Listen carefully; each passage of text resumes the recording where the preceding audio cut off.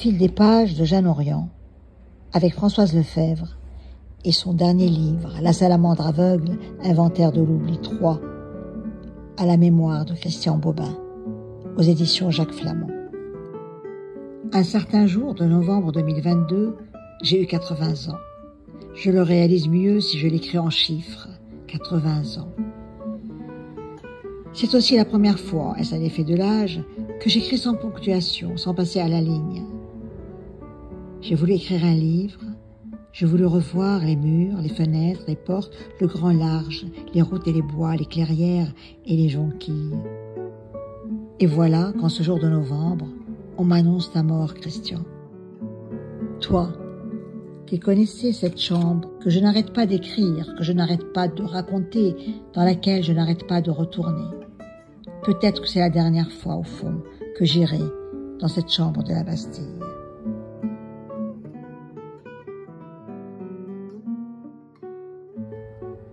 Un jour, tu m'as écrit « Enfin, on dirait ta liberté de dire et d'écrire grandit comme une tache de vin rouge sur une robe blanche.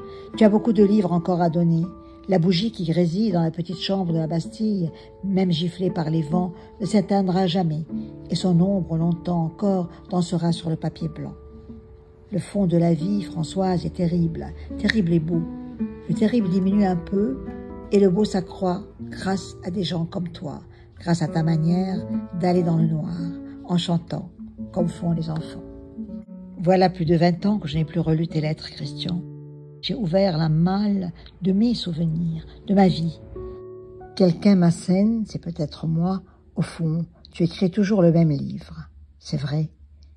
J'ajouterai que j'aime toujours les mêmes êtres et que je suis d'une fidélité coupable et maladive. Je voudrais t'écrire une dernière fois. Je n'arrive pas à croire que tu te sois éloigné pour toujours, Christian. Je n'y crois pas. Je n'y croirai jamais. Ce soir de novembre où tu es mort, le vent s'est brusquement levé. Je restais seule avec les volets qui claquaient et tes lettres remplies de ta belle écriture qu'aujourd'hui tout le monde reconnaît. Je vais oser te relire. Oser est le mot. Et c'est impossible que tu sois mort. Impossible. Alors je vais relire tes lettres, dans le désordre, au hasard, au fil du temps. Je suis dans une phase autiste, Françoise. Ce n'est pas signe de malheur, mais de calme, et même de paix, sans cause.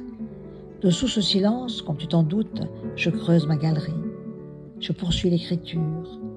Va vers ton nouveau livre, sans te soucier d'une forme, et s'inventera tout seul.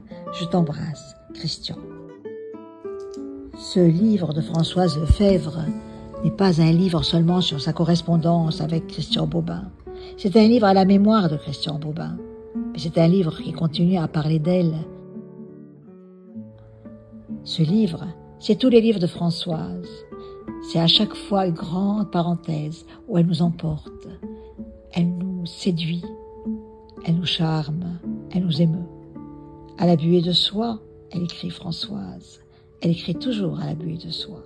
C'est son histoire. À chaque fois, un fragment de l'histoire, un fragment de lumière, un peu comme ces enfants qui vont en chantant dans le noir. Et dans ce livre, ce que j'aime beaucoup, c'est la photo de Christian Bobin, son rire, son grand rire, probablement que beaucoup connaissent maintenant, mais à l'époque, cette photo, dans cette chambre, la tasse de café, tant de tendresse, tant d'amitié.